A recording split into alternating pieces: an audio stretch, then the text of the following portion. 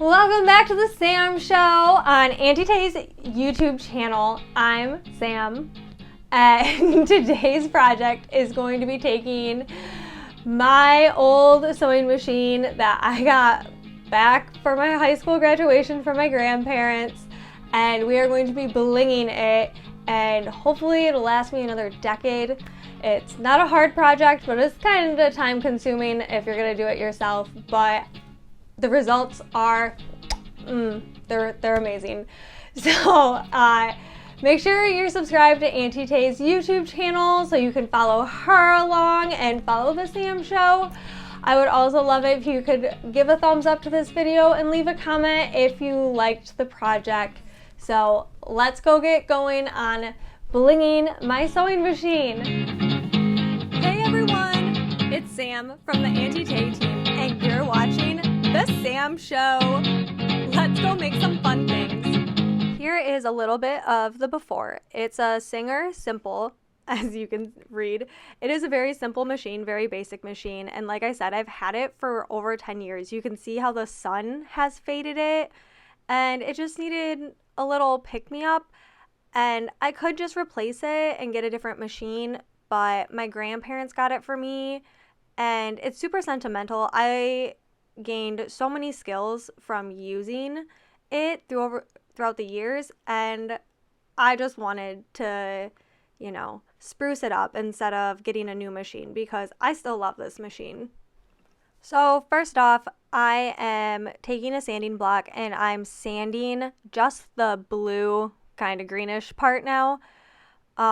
If you want to tape off the area so you don't accidentally scratch up the part you don't want, that's up to you. I am only blinging this bluish green area, not the whole machine, because that would be really cool. I think it would be kind of complicated to make it usable, and I still wanted to be able to use this machine. And sanding it just helps the glue adhere the bling onto the machine and make it a little bit more durable. So that's why I wanted to do that. Then I'm using isopropyl alcohol and a coffee filter to clean it off. I love using coffee filters because they don't leave little fuzzies like paper towels do. And I'm just cleaning off any of the dust from when I sanded it, so the dust isn't sticking to the glue and it's going to actually stick to the machine. And I am using the Auntie Tay Partner Super Tight Fusion Tack adhesive, but I like to put it in a smaller bottle that I got off of Amazon.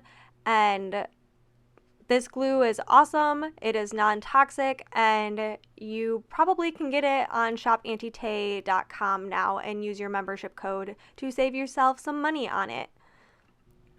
I am just doing a thin layer, and I like to work in small areas, but not super small.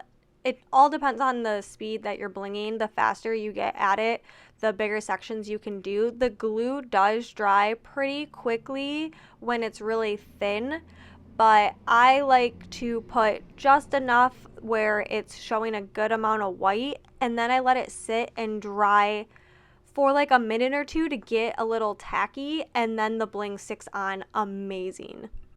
The bling that I'm using is from shopauntitay.com, and it is called Almost There. It is the most amazing blue-green mix. It's my favorite. I am using the Auntie Tay Bling tool, which is a total game changer when you need to bling stuff. I don't know how you could bling things without a tool. There are other tools you can use. One of the Auntie Tay partners, Marvy, has a jewel picker, and it has like a tacky end. I used it in another video, and I like that one too. This is just easy. If you're shopping your bling and you're shopping on shopauntitay.com, you can get glue, bling, and your bling tool all right there.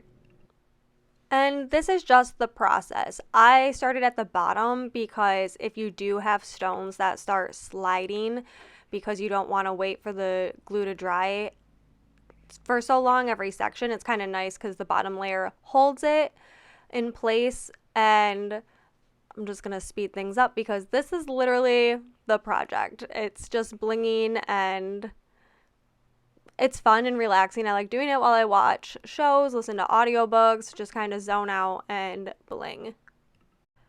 So I want to know if you guys could leave a comment. What is your favorite thing to watch or listen to while you're working on blinging stuff or a craft project? Leave a comment. I would love to hear what you guys love to do. I love true crime. So I listen to true crime podcasts. I love thriller books. I also like historical fiction. I can listen to everything, so I don't watch as many shows. I love to listen because I'm trying to focus on what I'm doing. But I want to know what you guys like listening to. Maybe you can give me some recommendations for my next blinging project of what I could listen to. If you are blinging a sewing machine, the only thing I want you guys to be aware of is your lever for your back stitch. Make sure the bling you use is not going to hit that when you need to backstitch using your machine if you want to still make it a usable machine. So I just wanted to show you how the gap there, it looks a lot bigger than what you would expect, but I still chose to use some of the smaller stones in that area, and that's what I love so much about the mixes, is having different size stones to put in all the little crevices, and I love the mix of it. I think it really, makes the Auntie Tay bling stand out with the mixes that they have. And here it is. I absolutely loved how it turned out, and you could see in the beginning, it wasn't a full jar that I started off with, and I still had a decent amount of bling left. So if you're thinking about doing it yourself, that's how much bling it uses. You could buy one of the jar mixes and you would be good to go.